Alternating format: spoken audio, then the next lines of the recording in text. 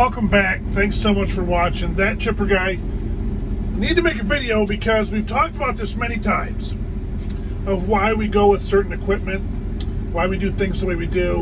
Everybody has a reason for what they're doing and where they're at, where they're located around the world. So we had a problem with this slasher here last week. Then we had a problem with it Monday, and then we had a problem with it yesterday. And so finally yesterday it just quit working.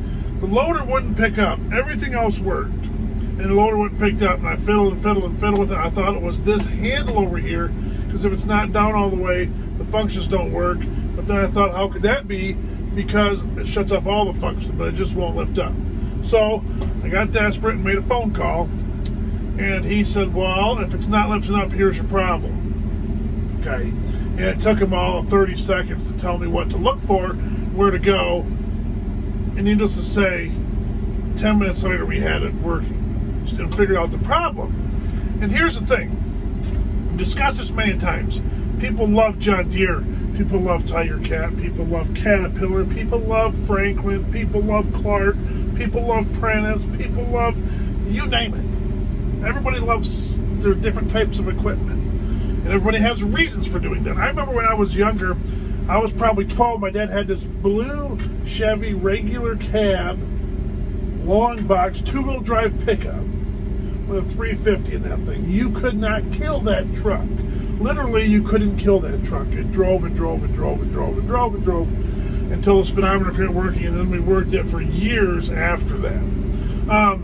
And then you become a Chevy guy because of that one truck that you just couldn't kill. And then you have, then whatever, and you kind of like, okay, I kind of like Chevys, so I buy Chevys, and whatever.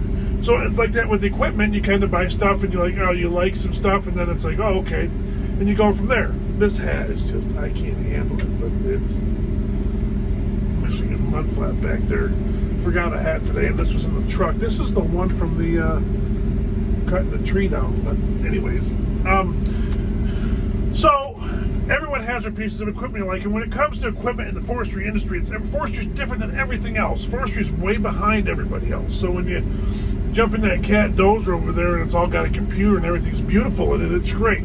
There's none of that in any of this other equipment, anything like that. It's all just behind, just a little bit. Forestry's always been behind everybody else as far as technology and getting everything advanced in each piece of equipment. And one of it is because they don't sell a whole lot of it. There's not like these things aren't flying off the shelves as you do excavators and everything like that are getting used a lot more than, say, this slasher is. Knuckle boom loader, whatever you want to call it. Then they come up with all kinds of stupid names for everything. And everybody around the country calls it something different, and they don't think the other people are pathetic. But anyways, so when it comes to forestry, it's kind of a little different ball game because it's kind of, there's not as much of them being built. So stuff is not as, you could say, bulletproof, or, I mean, I can look at skidders that were built 15 years ago, and I'm going, why would they build it like this? You know, skidders, built 10 years ago, the machines built 10 years ago. Why would they ever do this? But it's because they don't build a whole lot of them. And if they built a whole lot of them, it would be a lot better. But everybody's changing things, and some people do some of the goofiest stuff, and you just sit there and shake your head because you're the one working on it and you're the one running it. Anyways, so what I wanted to explain in the video was how important it is to have a good piece of equipment from the right people. So there's some equipment out there in our area that's probably not too bad, but the people you have to deal with to get it are horrible. So therefore, I shouldn't say horrible, but yeah, I'll use that word, horrible. So therefore, we don't use that equipment. And then there's other places where they're really good. So it's like, okay, you'll deal with some stuff just because it's great to deal with the people. And so when it came to this slasher that I'm running, to be able to call somebody, I'm not calling a 1-800 number, and I'm not going through an automated thing. I'm not doing any of that garbage. I call a guy, and literally in 5 minutes, a 5-minute conversation, we had the machine figured out, which I should have known this, but it is what it is. But anyways, how good it is to have the right people selling you the equipment. And I'll give the shout out. I don't usually do shout outs a lot, but Midwest Tractor in Michigan is the one that sold us this. They also built our log truck for us. They also build a lot of log trucks in the state of Michigan, a whole lot of log trucks in the state of Michigan. And I just got a comment just now on TikTok, and they're like, why are so many axles under the truck? And it's like, it's in Michigan. Everything's different in Michigan. It's better in Michigan. If we could just, anyways, I thought about going political. We're not going to do that right now. Anyways, so when it comes to equipment, buying from the right people makes the biggest difference. Because to be able to call somebody and have it fixed in 5 minutes, and then he says, well, want me to get a new part coming?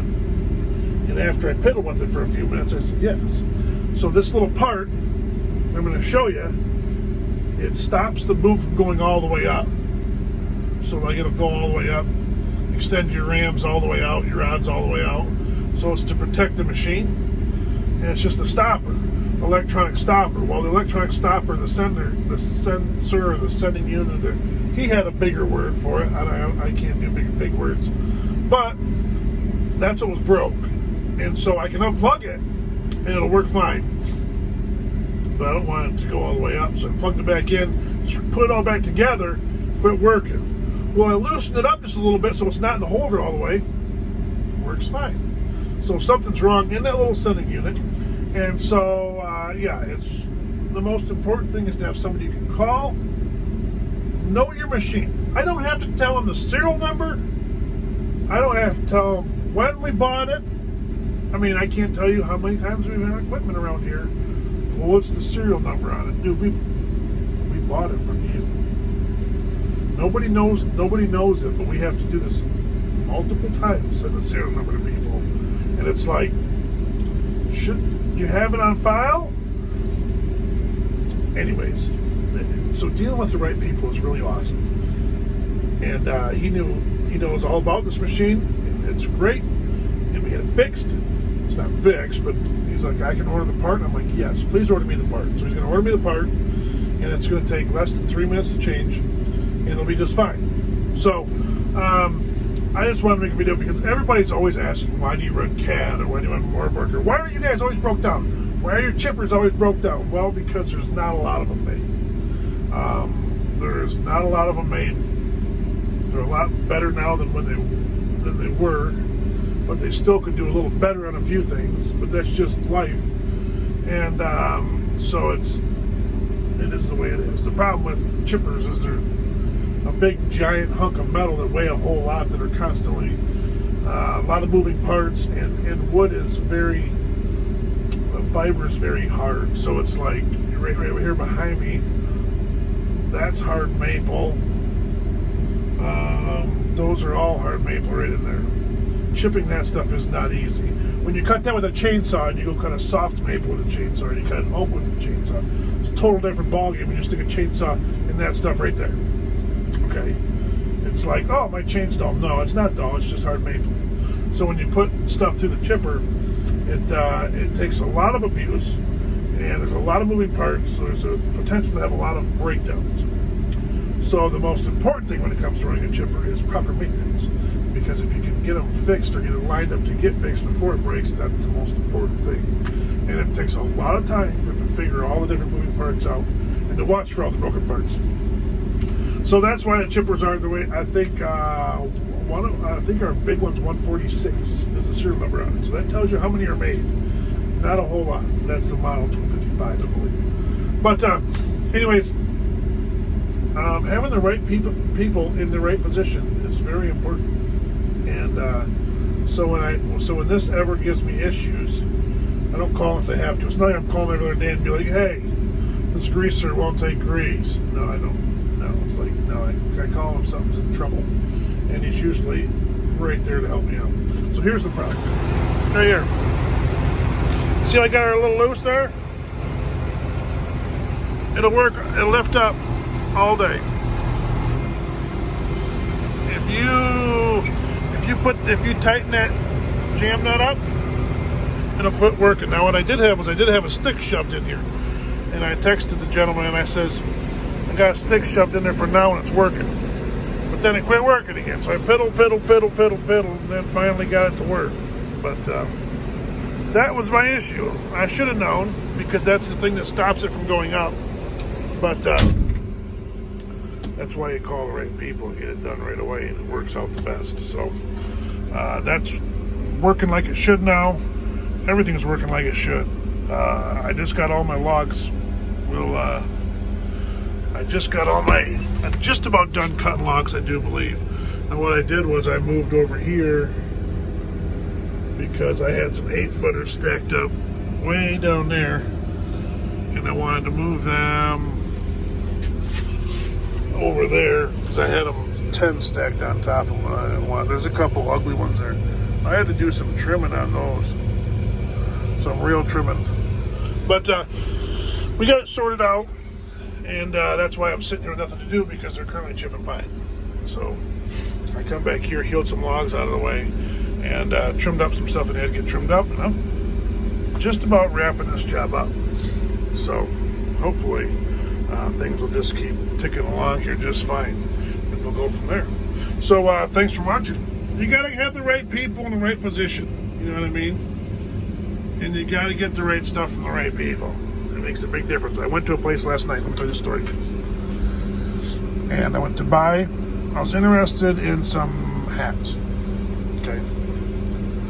And I deal with a hat person and a shirt person, and incredible people to deal with. They're not local, but I can make a phone call and I can get stuff done. But this was local, so I walked in there, and I'm walking around, and I actually bought a hat because I wanted a hat. And they had sock hats, and they're kind of cool. They had cool sock hats, so I'm like, for winter, and I'm like, cool. And the lady's like, oh, they're $15. I'm like, okay. I said, how much would it cost if I got 20 of them? And she's like, $15. I'm like, okay, thanks. I'll think about it. No, I'm not thinking about it. I'm not getting them at all. I will get them from somewhere else. You gotta get stuff from the right place, from the right people. You know what I mean? It makes a big difference when you do that. Okay, I've dealt with this before. I've dealt with it with just clothing, with just t-shirts and hats. The first batch of stuff I had made, they will never get my business again. Okay, I had, for instance, crooked logo hats. It was crooked. I said, these are crooked. He's like, oh, well, that's your logo's crooked, which it was a little bit crooked. But I ordered like 50 hats from this. I ordered over 50 hats from this company, and 10 of them were crooked. Well, what's wrong with the other 40? And he said, well, your logo's crooked. I said, well, these other 40 are fine. He says, well, I'll make you 10 more. I said, okay. Then he took the 10 that I had that were crooked and took them, which he can use those for nothing. Maybe he can put a patch over them somehow and make another hat, rather than just giving them to me and saying, hey, you know what, you take these, I'll make you 10 more. I want to keep you happy. Nope, didn't want to keep me happy. And needless to say, I have not bought one thing from that person again.